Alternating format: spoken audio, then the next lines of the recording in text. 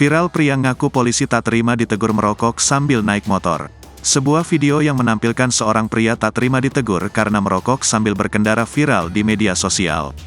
Pengendara motor tersebut juga mengaku sebagai polisi dan menunjukkan kartu tanda anggota, KTA.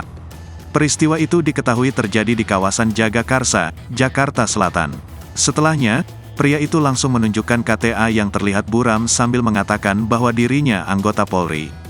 Kapolsek Jagakarsa Kompol Multazam Lisendra mengatakan bahwa pria tersebut bukan anggotanya.